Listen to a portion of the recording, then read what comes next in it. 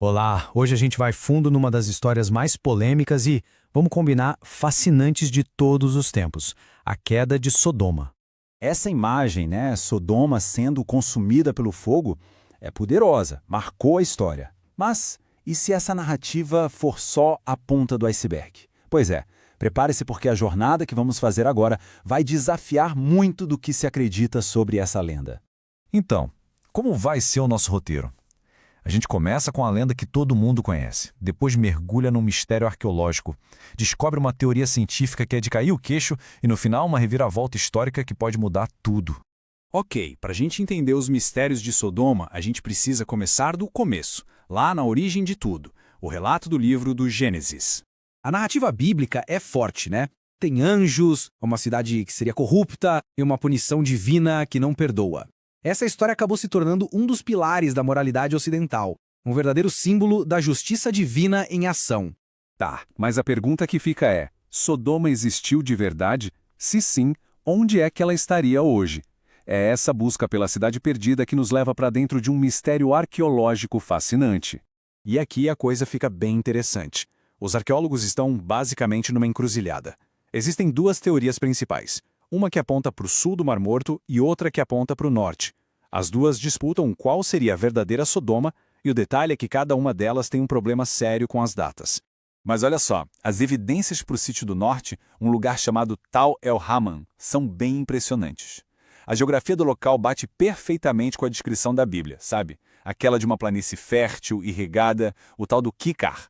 Bom, com um lugar provável em mãos, a ciência entra em campo.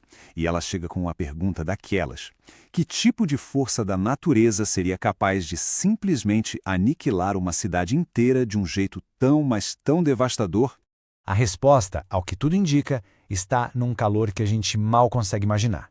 As escavações lá em Tal El-Haman mostraram temperaturas de, no mínimo, 2.200 graus Celsius. É calor suficiente para derreter cerâmica e transformar em vidro, para ferver metal. Isso definitivamente não foi um incêndio comum.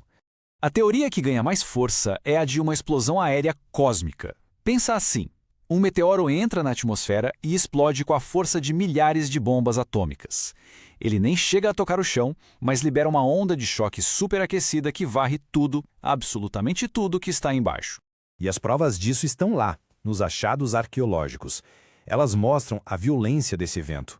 Existe uma camada inteira de destruição que conta a história de uma cidade que foi aniquilada, assim, num piscar de olhos, deixando para trás só um cenário de pura desolação.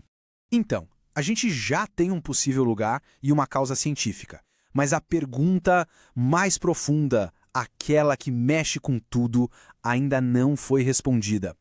Afinal, qual foi o verdadeiro pecado de Sodoma? E a resposta... a resposta pode surpreender. A resposta que vem à mente de todo mundo geralmente aponta para a imoralidade sexual, certo? Só que uma análise histórica um pouco mais a fundo revela uma interpretação bem diferente e, quem sabe, até mais chocante. Durante séculos, a palavra sodomia foi diretamente associada a atos homossexuais. Isso acabou transformando a história de Sodoma numa espécie de condenação moral que ecoou por muito, muito tempo. Só que, no contexto original da história, no mundo em que ela nasceu, o maior pecado social não tinha a ver com sexo. Tinha a ver com a quebra de um código sagrado, a hospitalidade. Recusar abrigo a um estranho era uma ofensa das mais graves. E não é só isso. Outros textos antigos e até outras partes da própria Bíblia reforçam essa ideia.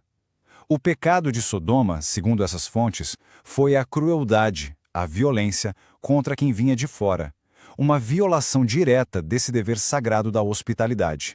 Ué, mas se o pecado original era sobre não ser hospitaleiro, como é que a interpretação mudou tanto indo parar na questão da sexualidade? A resposta para isso está na forma como as ideias evoluem com o tempo.